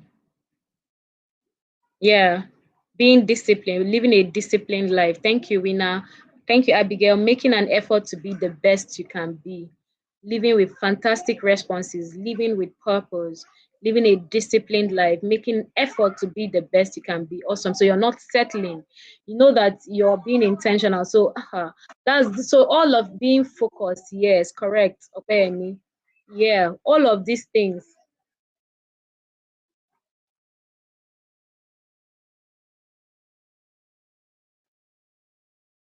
Taking a deliberate move knowing you want a desired outcome. Yes, that's the general conclusion of being intentional. You're very deliberate, you're moving, and you know that you have a desired outcome. So intentionality speaks about knowing where you want to be and taking intentional steps, deliberate steps to get to that goal that you want to achieve. Yes, so there are different things I've written in my notes. I said it's choosing your path consciously, aligning your career with your purpose, building skills that support your future, saying no to distractions, living with direction, not pressure. So I'll take it again. So these are just to add to all everything that we have said correctly. You're choosing your path consciously. You're not just going to go and study medicine because of one role model or because everybody's studying medicine or the bright kids study medicine. You're studying medicine because you have a calling. That this is something you're passionate about, right? A lot of people abroad are pivoting to nursing, pivoting not because because it just pays better money, right? And they are there living lives that they are not wired to live, but just because, you know, what drives them is probably money. And I mean, I'm not judging or casting aspersions, but you can also build a successful life around the things that matter, around your calling and around your purpose. Now, intentional, I wrote here in my writing pad that intentional people don't ask, what can I do? They ask, what should I do? The difference, what can I do? What should I do? What's the difference between those two statements? One is more a bit more conditional. Oh, I can do this if this is this. I can do this if I'm told to. I can do this if I have the resources. The other one is more intentional. What should I do? What can I do? What should I do? The difference is that the people asking what should I do are the intentional people. They're not saying what can I do. What can I do is very like sounding like you're at the mercy of a lot of other circumstances. Is what should I do to get this result? What should I do to do this? What should I do to do that? Now, if you want to define your why, this is the practical way. I talked about giving you a practical framework. The first question you need to write, and I'll put it in the chat. What problems concern me? Question number two, what impact do I want my life to create? Question number three, what activities make me feel most alive and useful? Question number four, what strengths do people consistently recognize in me? Question number five, what kind of life do I want to build in the next 10 to 20 years? I'll take that again. Question number one, what problems deeply concern me? Number two, what impact do I want to make in my life? Number three, what activities make me most alive and useful? You need to be asking yourself this question as an intentional young person. Number four, what strengths do people recognize consistently in me? Number five, what kind of life do I want to build in the next 10 to 20 years? And you don't have to limit it to these questions. There are lots of other questions. These are just, I've put it in the chat. These are the ones I wrote here. But if you're able to answer these questions correctly, then you're closer to getting the clarity that you need, and you can begin to build your life intentionally. Now, I need you to answer these questions with every sense of sincerity and honesty, because what this question is supposed to help you do is to start pointing in the direction of clarity. If you can answer these questions, then you can begin to gain clarity around your life's purpose, around what you have been called and designed to do. Okay, and you can begin to build intentionally. Now, the thing about clarity is that you don't have to wait for a perfect time, or you want to have it all figured out. Oh, it has to be clear, it has to be very clear before I begin to act on clarity. No, the truth is that we know in parts, we prophesy in part, just like the Holy Book says. We know in part, we prophesy, but you will never have 100% clarity about anything, not even your life. Life is in stages, and at every stage of your life, what you need is clarity for the next. So you can say clarity for the next 1 year, clarity for the next 3 years, clarity for the next 5 years. You can never have clarity about the next 100 years of your life. Some of you are going to end up living in certain countries, but you do not right now. You can't even picture it. It's not in the dictionary. It's in the dictionary of your life right now, or it's not in the picture. It's not in the photo book of your life. But as you begin to grow, you begin to gain clarity. So clarity will never be 100% for anybody. Clarity grows through movement, and that's why the moment you gain little clarity about what you want to do, and that brings me back to the story of Opayemi that says, I do not want to go anywhere. I want to eat food right now. When I finish eating food, I can now decide where I want to go. Yes, for some of you, it has to start. That's what it's like. Do you have clarity about what you want to do right now? If I ask you, do you have clarity about what your tomorrow looks like? And by tomorrow, I mean literal tomorrow. I'm not talking about futuristic tomorrow. I'm talking about what does tomorrow look like for you. I can tell you what tomorrow looks like for me. I have clarity about tomorrow. Tomorrow, I'm going to wake up, do my morning devotion, do my morning exercise, prepare for Changemaker Summit, for day two Changemaker Summit. Make sure that everybody that is involved in making day two a success is contacted, rather has been contacted and is ready. I have clarity about what tomorrow, so I know the action points that I need to take to make sure that tomorrow goes the way that I have planned it. That's actually how simple it is. Build a roadmap for your life. What do you want to do? I know that XYZ time I will be doing XYZ. So I'm taking courses now. I'm writing certification exams because of where I'm going to. Do you understand? I'm intentionally building relationships. I'm entering, taking up trainings just to connect with some people that I know I would need to partner with for wise tips in XYZ time, but I need to get into those rooms. So you need to start trying things. You are at the age where if you're maybe less than 30 right now, or maybe 25 and below, at least you're at the age where you can try new things. You need to start learning skills. You need to start taking responsibility. You need to start to serve. You need to start engaging in meaningful work. Those are the things that bring clarity to you. You need to start doing something that makes sense, not just going around doing everything. Now the way purpose is, it moves from the general to the specific, right? You can start with, okay, what can I do? What are all the talents and the skills that I have? Growing up, I sing, I dance, I act, but now I'm not dancing anywhere except during praise and worship, or in my room, or during when I'm doing my morning exercise. I don't act anywhere again. I'm not an actress, but growing up, the only thing I'm actively still doing is singing, right? Because I have clarity about.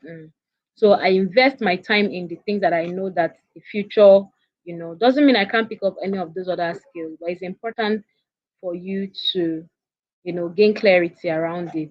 Now, once you gain clarity, you need to now align it with every other thing that you're doing, your career choices, your skills development. If you know you want to get a job in tech, you cannot go and be learning admin one other skill. If you want to get, I think it was Latifa that said she wants to become a data analyst by December. If I ask her now, do you have data analysis skills? Are you currently enrolled? It would be funny to me if she says no. You want to be a data analyst by December and you're not currently enrolled in any data analysis training. I know that you are not a serious person. So once you gain clarity, you begin to now align your choices, align your skills development, align your associations. Which networks do I need to be a part of? Which environments do I need to make sure? Which rooms am I supposed to get myself in? Who do I align with to mentor me? Who do I align with as my circle of influence? Who do I align with?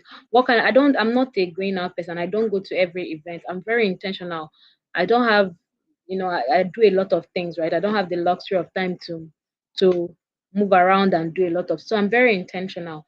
Before I go anywhere, how will this help this part of my life? What would this That's how I live.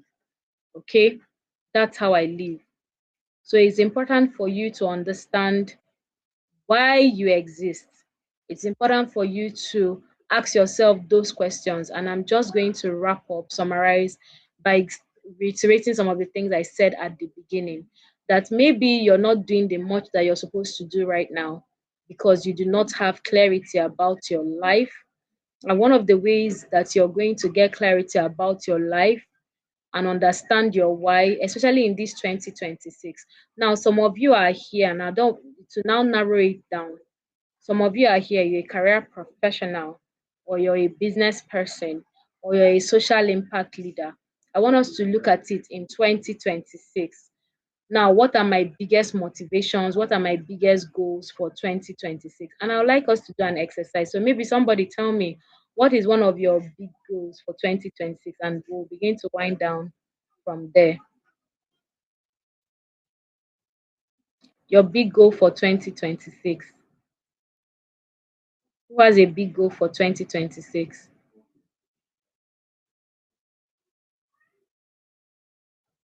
Who has a big goal for 2026? Let me know so that we can use your goal. Okay, tell me what's your get I do all right. What's the goal? I want to know what the goal is. One of your major goals was get a professional certification. That's not a smart goal, winner. You have to set a smart goal. What is So get a professional certification? So a smart goal has to be specific, it has to be measurable, it has to be attainable, it has to be realistic, it has to be time bound. So winner, rephrase that goal for me and make it specific, measurable, attainable, and realistic and time bound. Okay, is to use my skill to solve national problems. I like your faith, but I want a goal that we are going to, a practical goal for 2026. So Latifa also rephrase.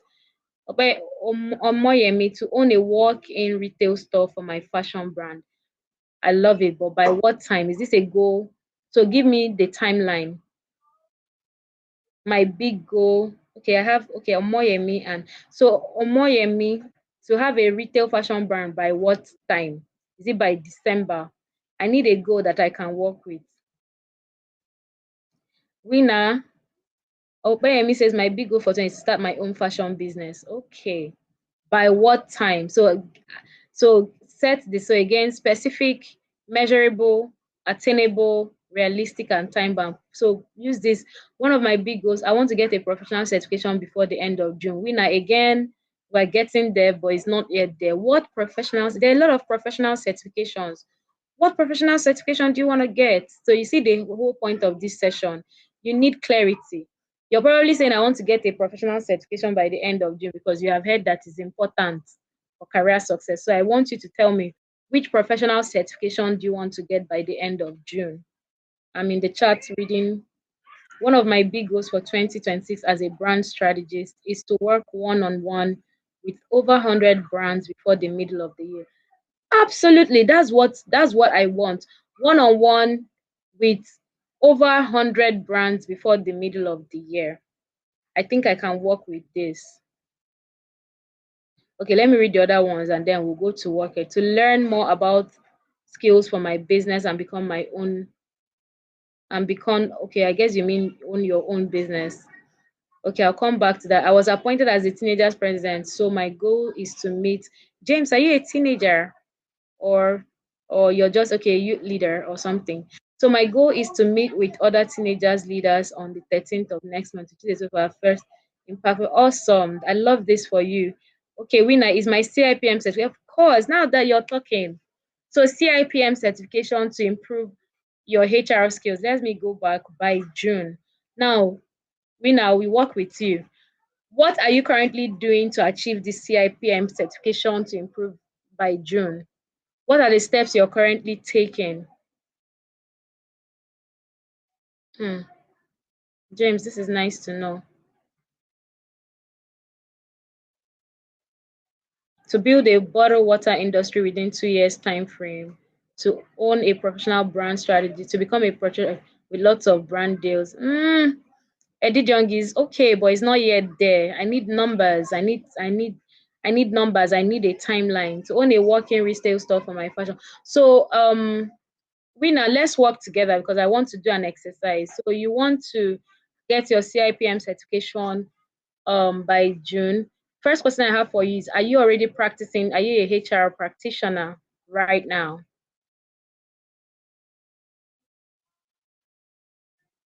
Okay, to improve my HR skills means you're already practicing HR. I've joined a study group to help me study more and understand how to scale through the exam. I read every day. So step one, Winner has identified that she wants to have her CIPM certification by June. Just like me, I'm also planning to get my PMP certification by April.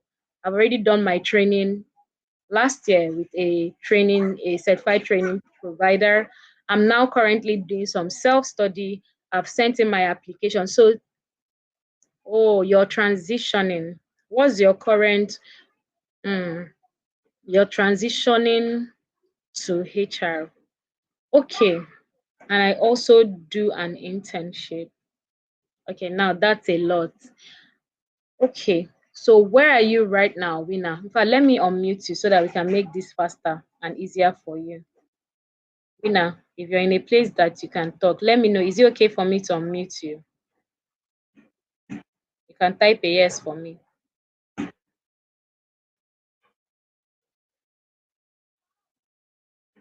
Can I unmute you? I want it to be conversational. Oh, so it's not a good time. Okay, so we can continue. Thank you for being responsive on the chat. Now, Winner has a goal to get her certification by June. It is very clear. she's not practicing HR, which means that it might even take her a little more studying, because it's easier when you're already practicing some of these things.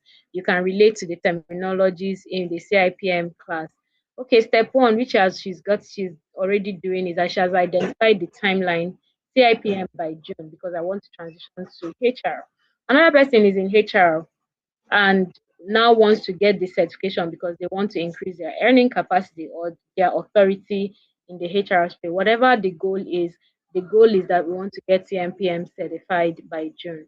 Step one is to, okay, what are the steps to getting CIPM certified?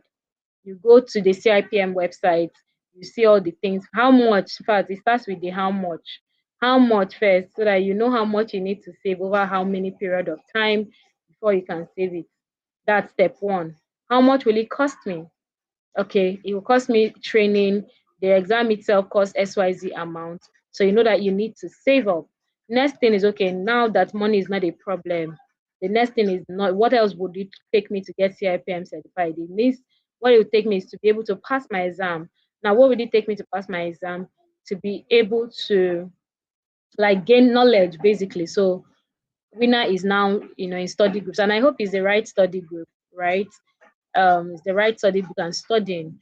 So those are practical steps to achieving that goal, right? But here is the thing about goal setting. Why you have to make it time bound is that if you don't make it time bound, you will keep moving the goalpost. Let me even tell you, I wanted to write this PMP exam since last year, but I didn't do anything. The only thing I did, as far as I did, was do the training. But now I have applied for my exam, and every day I get email from CIPM saying you have 320, but the countdown has literally begun. What does that do for me?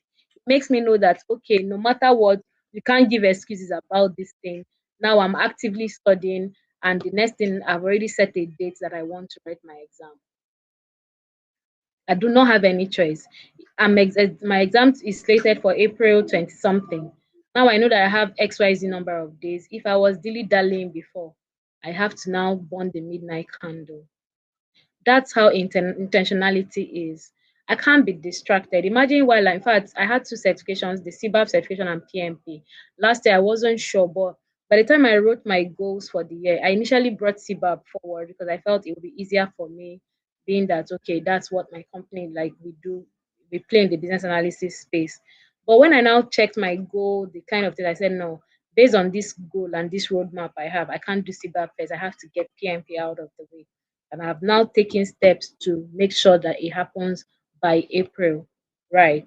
That's how intentional, but there is an end goal. Why do I want to become PMP certified? Because I've been practicing project management for almost 20 years. Because I've been doing projects and conferences from when I was 19. It doesn't make sense that I have active project management experience and I do not have the project management certification. Also, because of some other career goals that I have, right? Because I have now clearly defined those goals, I'm taking intentional steps. Now, nobody can come and tell me, Ivy, come and do CIPM now. Funny enough, actually, earlier in my career, because again, I'm very administrative in nature. So when I started, someone was saying, oh, you make a good HR. I think I would still make a good HR, but I've now understood that my calling in business is beyond HR. So I started the whole CIPM process. But I think I even paid for the courses or training. I can't remember. After a while, like, this whole HR thing is not me. That's when I now pivoted fully into the development space. It would not make any sense for someone to come and be pitching CIPM to me. I wouldn't even look like CIPM from where to where. I'm not pursuing a career in HR. I'm not looking for certifications in HR. My goal is to get PMP certified. This is the space I'm playing right now. Maybe get the CIBA because my organization is and I'm the programs and operations manager there.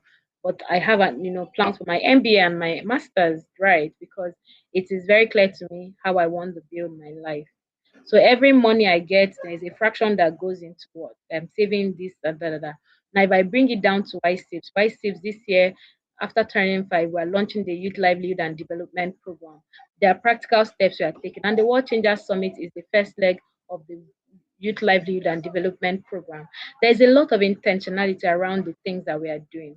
So for you, you have come today thinking you came for a summit, but World Changers Summit is the first leg of a bigger program What can we do for you in 1 hour? Even this course I took, I had to just cut because I want to talk about this course. It's a 1 month, even in 1 month, I'm not done talking about it. I want to do justice to it. But we have now designed the Youth Livelihood and Leadership, which is a more extended program that allows you to get extensive training for your career, for your business, for your social enterprise, for your personal transformation. Tomorrow we'll talk more about the Youth Livelihood and Leadership Program, but there is a lot of intentionality around the design, and that's how you need to begin to design your life. You need to ask the big question: why? Why? Why? Why am I doing what I'm doing? And I'm going to wrap up with this.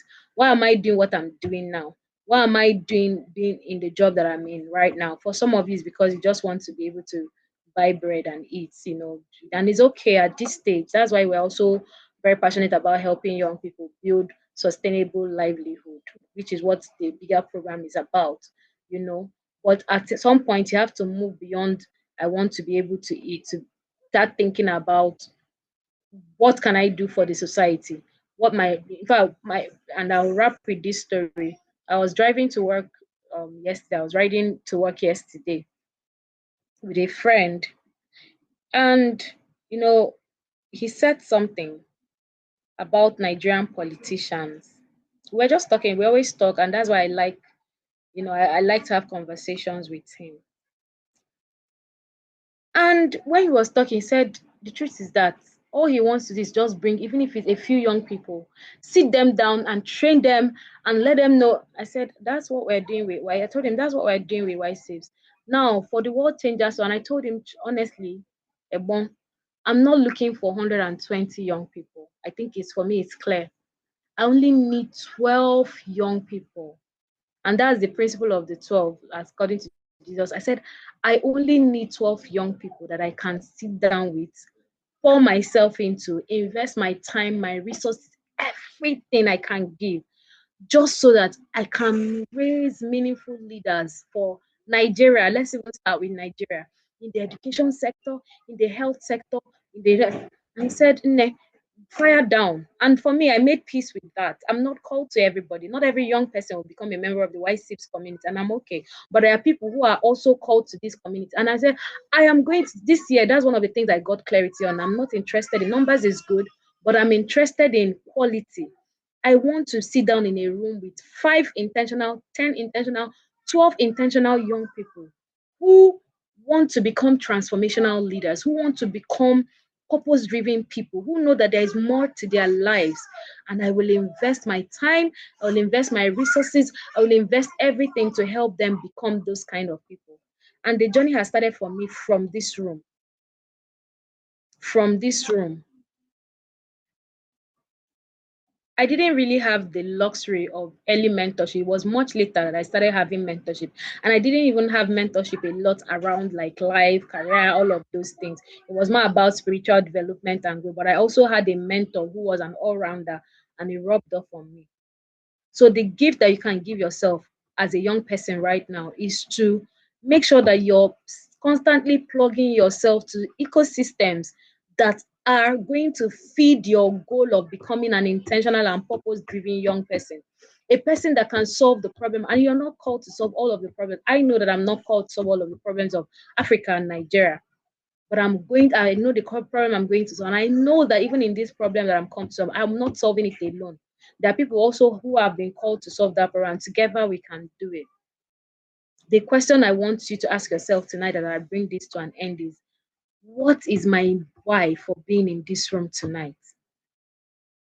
And if your why sounds anything like I want to build a successful career, is good. I want to build a successful business, is good. I want to build a successful social enterprise, is good. But it's better if it's I want to become a transformational leader who can lead beyond myself, who can identify the problems in my society, who can become that person that God has destined for me to be, who can understand the vision that God has put in my heart, and who can begin to walk in the path of my purpose. Remember when I said that I said there are 4 phases of life: there's morning, there's afternoon, there's evening, and there is night. Right now, if you're in this room and you're within 18 to 35, you're in the afternoon phase, and you're not going to be in that phase forever.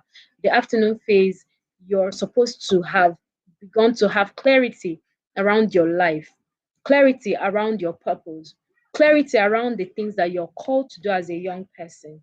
There are so many young people who are doing mind blowing things, and that's why I'm sad that I could not really share slides today, because there are a lot of where you get to hear them about them, you get to meet them, some of them even when you join the Y6 community. So I'm going to bring it to an end by saying, define your why for living. Understand why God has put you here on earth. Discover the problem that you have been called to solve. When you discover that, you will merely stop existing and you begin to live intentionally. No one else can define your why for you, not your parents, not your society, not even me talking to you with all the steps and steps that I've given you, not your friends. And you shouldn't let social media or anybody define your why. Your assignment, your life is not an accident, and as you know it, it is an assignment that you need to own. So you need, that's why your life, and after a while, night will come. What kind of legacy do you want to leave behind? What do you want to be remembered for? Would you want to hear well done, that good and faithful? Would you want to hear, oh, she lived a life? There's some people that when they die, they just get mourned for 2 years, for 2 months, for 2 days. While there are some people that you constantly mourn them, not mourn them that like for the gift that they were, for the impact that they made. And as a young person, that's what you should be thinking about right now. Whether you're a career person, whether you're a business person, whether you're a social impact person, you need to think of how to make the most impact while you're still young, because you have a lot of advantage. You have the time advantage, you have the resources that you have. Most important advantage that you have is the time advantage, and you need to know how to wield the time that you have been blessed with and the networks and the relationships that you have been blessed with, so that you can take charge of your life, so that your life can be meaningful, so that your life can be impactful. Again, when you define your why, you stop to merely exist and you start living intentionally. Thank you very much. And I hope that this session has been able to put some level of value and some thoughts that will make you go back to reflect tonight as we come back tomorrow. Tomorrow is going to be an amazing session. We have three major speakers. Chisom Mofili is going to be talking about how to build a successful career. Again, Naife is going to be talking about building a successful business enterprise. And we're going to be wrapping up tomorrow with transformational leadership, how to build a successful social enterprise. Like I said, what we're doing at the World Changers Summit is to really just catalyze your thinking. We're also going to be unveiling the Youth Livelihood and Leadership Program, which is our newly designed 1 year program for you to take you from where you are. So it's a journey of personal transformation. Don't worry, tomorrow you're gonna hear about that, and there are also a lot of perks that come with it. So I'd like to thank Amanda. I'd like to thank every one of you. And if you have any questions, I'm happy to take them very quickly before we wrap things up. Thank you very much. Amanda, back to you.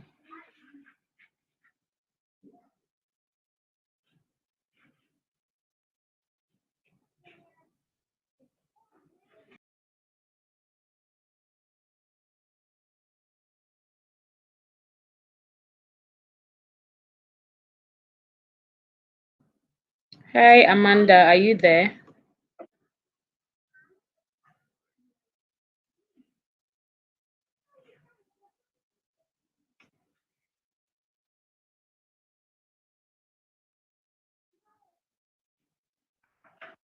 All right. Do we have any questions?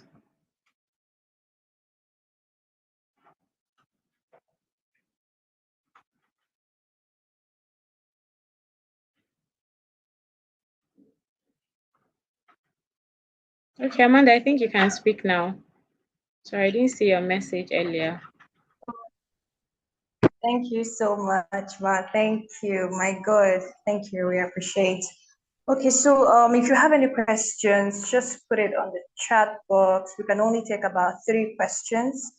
And I already sent some summary, key learning points. There are about 15, 16 of them on the chat. So you can copy and paste and you can keep that. Someone is asking for WhatsApp group. Yes, I'll be posting the link to our WhatsApp community. Please join. You're expected to join, right? So that you can stay up to date to on everything that is happening in White Saves, and would also want you to sign up as a volunteer. We need more volunteers, right? So please, if you have any questions, just put it on the chat box and we'll read it out. Thank you. Okay, so I've put the link to join the WhatsApp community. So you can just click and join the WhatsApp community. I see a question about joining my internship group. Do you mean internship or mentorship group? I don't have an internship group. I have a mentorship group. However, you can winner.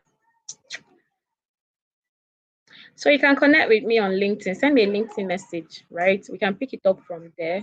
But join the White Tips community first. You can maybe reach out to the group admin. You see there is a number that I always post. You can reach out to the group admin and let them know that you're a winner and you had this question for me, right? And then we'll know how to move things from there. But does anybody have any questions?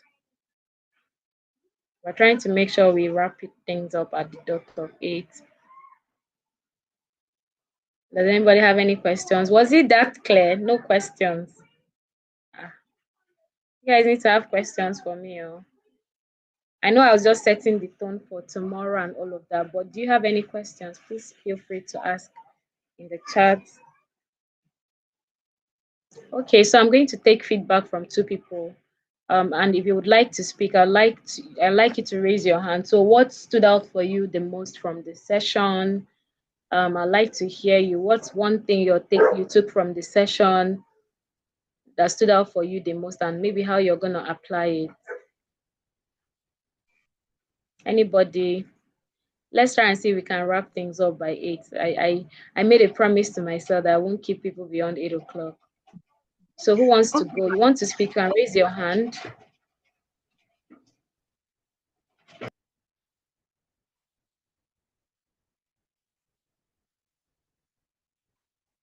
Can you hear me, Ma? Can you hear me? Yes, please go on. Okay, so before we wait on your question. Okay, so you talked about pain and purpose.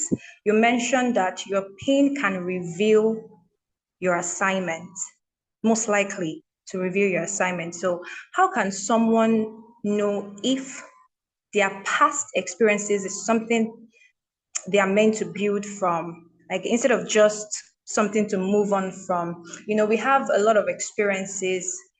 So how are we able to pinpoint that, okay, this particular one, this is where God is calling us to focus more on? I don't know if you understand my question.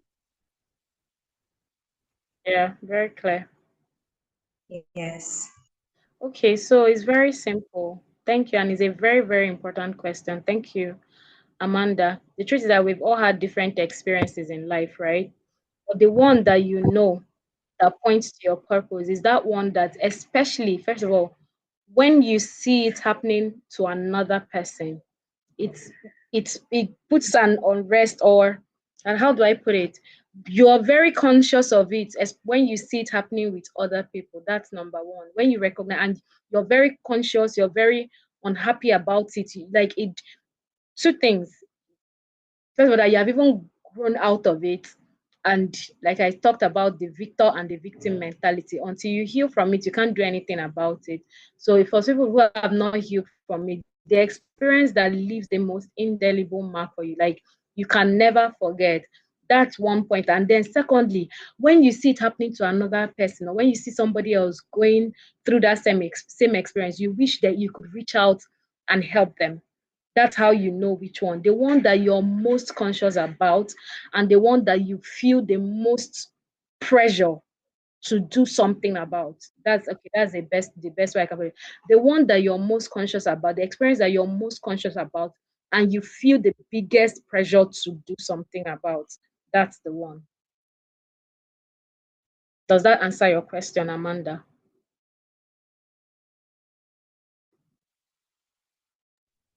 Thank you very much. Thank you, ma'am. Thank you. So did you get that? The one you're most conscious about and you feel the biggest pressure to do something about, that's the one.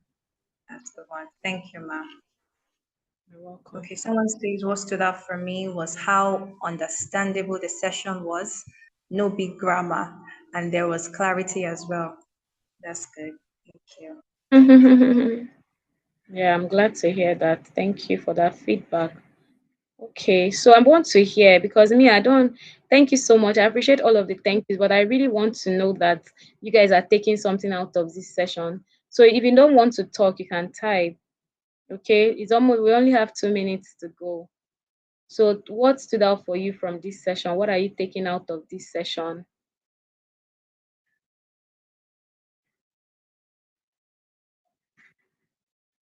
Anybody? Otherwise, I'll take it that you people did nothing stood out for you. Eh? Okay, Amara would love to speak. All right, so I'm just going to unmute you since your hand is up. So you can go ahead and unmute Amara. Okay. Good evening, Ma. Thank you very much for this session. I wanted to ask concerning the book you made reference to, that is the principle of one thing. So I'm someone that I won't say I like to do many things at the same time, but there's like what is the principle of focusing on one thing? How does it even apply to someone that is good at so many things? Because in as much as I know that there's one particular thing I am very good at, there are other things that I'm likely also good at too, but how I balance them or how I see them, how I balance them is I have to like rest and relax or like take things off my mind. Then I come back. I don't try to stress. So what I do is I might like do multiple things, but sometimes I get really exhausted. So does that, because you said something when you explained, you said jack of all trade and not Master of master of none. But there are some people that are still master of all. Like I have seen. And sometimes I want to like, okay, this is what I'm passionate about, right? And I am doing this, I'm doing that. But I can also do all of those things. Like let's say I'm doing three things and three things are going fine. But however, I need to like focus on one thing, but it's just not my thing. I have to like just sit back and relax for a while, then focus on that three things. So I want to ask that, do I need to like do like a measurement and do this one will take 60% of my time, this will take 20 and this take 20, or I can as well just do 50-50. I don't know. So I just really want to like point that out. What should I be doing if I have like multiple strengths? prioritization. So the name of the book I'm talking about is The Power of One Thing, not Principle of One Thing. Amanda, take note. The Power of One Thing, and that's the one that I know that I have read. But I think the other one is good too. The Power of One. So to answer your question, Amanda, which is also Amara, sorry, is a very good question. So when I was speaking, I said you can do everything, but not at the same time. Now, the truth is that, like you said, there are people who have been able to successfully build different things. Like typical case studies are a lot of entrepreneurs, they don't have only one business, but one thing that they did to be able to do that is that they didn't do everything at the same time. Let's even take Aliko Dangote, for example. Aliko Dangote has been selling salt, selling cement, selling all of the spaghetti, selling all of these things, and has sold it for years, for decades. And just recently, not very recently, but he then pivoted to refinery. Do you think Aliko Dangote has always wanted to have this? In fact, when this refinery talk started, I was probably still in secondary school, maybe the first time I heard about his plans. But did he start the refinery when I was in secondary school? No, because at that time there were other priorities. At that time, he was probably building financial capacity, was probably building networks. Because to do what he's doing right now, the amount of money trust me, it's not just his money doing that, as if you know how it works. To build the kind of networks, to build the kind of name that would even attract the buying of people, because there are people he sold that vision to. Do you understand? That have funded it, that are, enabling it. He didn't. So it's the key is prioritization. That is when you now set goals. Okay, I have all of this interest, and I also use myself as an example of one of the visions that I had to put in the shelf, you know beginning of this, at the end of last year. Has it died? No, is to bring it up at a later time, but I am prioritizing what I feel is the most important right now, and has also taken off. Do you understand? So you need to know how to prioritize all of these interests, because what you do when you do not prioritize, or when you try to do everything as well, is that you spread yourself too thin. When you spread yourself too thin, the capacity you build slowly, right? The goal is to, and when you're building slowly, there's still a lot, just a lot of effort that goes into building a lot of things at the same time. So prioritize. You want to know the one, say, okay, this is what I want to focus on right now. I want to have a beauty shop right now. For the next 3 years, I'm going to focus. And that's actually what I've done with Twice. I've said for the next XYZ number of years, I am going to go all in with Twice Tips and build it and build it, because I'm not planning to be executive director forever, right? Because I have other interests that I must also pay attention to, but I must build a solid structure and a solid continuity process, transition process, train somebody that can take this vision. So prioritization, that's the answer to your question. Can you do everything? Of course you can, but not at the same time. Try to do everything at the same time. You will burn out. You will require a lot more resources, a lot more energy, a lot more mental effort. Do you know the mental effort that even goes to building a successful venture? Imagine when you're now applying that same mental strength to multiple things. So you want to exert all of everything in one, build it to an extent where it can survive without you. And that's another problem that most people like this have. So you build mushroom stuff, mushroom, nothing, no legacy. No legacy. One person I admire so much is Orondam Otto, if you know him, the founder of Slum to School Africa. He has led his Slum to School Africa, and he has built a monumental legacy, out of it, right? Because their vision is one thing, go and use it. So that's also one of the things that we are also learning to do. So you want to learn to prioritize your interests, know which one to give attention per time, have a timeline to achieve every one of them. Now, the thing is that because there are these other multiple areas of your life, you know that you can't afford to waste time. You can't afford to be distracted. You can't afford to, not focus.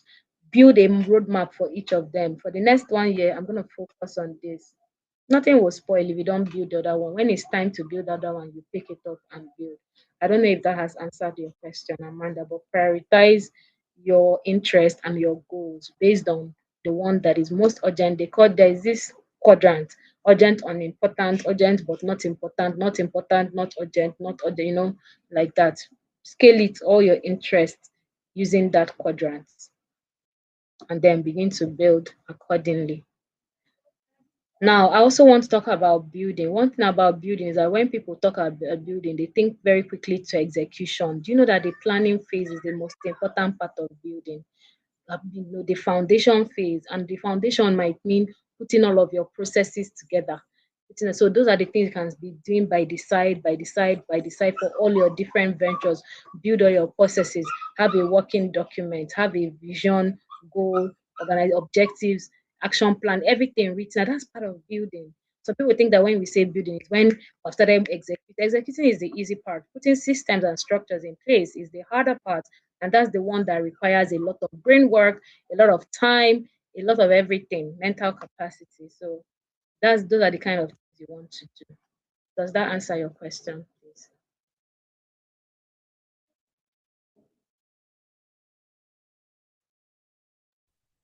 And if you're there, could you please respond? Okay, I think I've asked you to unmute. You can respond. Yes, ma. Thank you so much, ma. I appreciate it. Okay, we're at 8:07 now. Okay, so some feedbacks. Okay, we'll just take these ones. After finding out about one's pain and passion, how can I use it how can I utilize it to help people? Matthew, very important and very good question.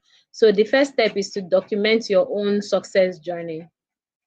You have gone through that pain, you have come out of it, you're now at the victor's side of the divide. What are the steps that you took to make that transition? You need to document it, because all you need to do for somebody at that point is at least give them the step-by-step process. This is how I overcame this thing, this is what I did. So they say that when you do not document it, success that is documented, is easy to be replicated. If you don't know how you achieve success in a certain thing, it's an accidental success. You can't replicate accidental success. It's intentional success that you can replicate. So what are the steps that you took to move from point A to point D? Document them. They can be a working document. You can begin to now counsel people. You can raise advocacy is one area that you can. I know what advocacy is. You begin to speak about those issues. A lot of people on social media today, advocating for different causes. You can begin to advocate for those issues. You can begin to throw light on them. You can begin to do different kind of, but let people, if you raise awareness around it.